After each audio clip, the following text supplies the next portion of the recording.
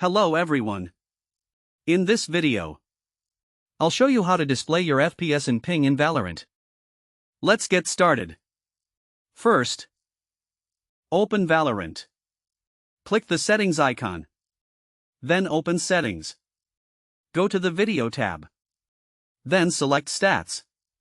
Find selected preset. Set it to none. Now scroll down to client FPS.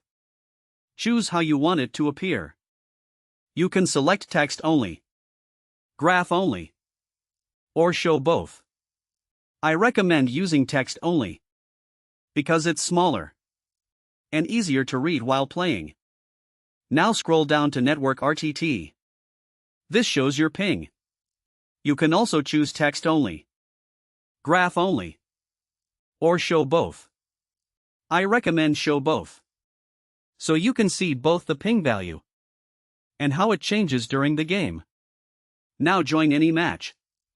You'll see your FPS and ping on the screen. That's it. If this video helped you, please leave a like and subscribe to the channel. Thanks for watching.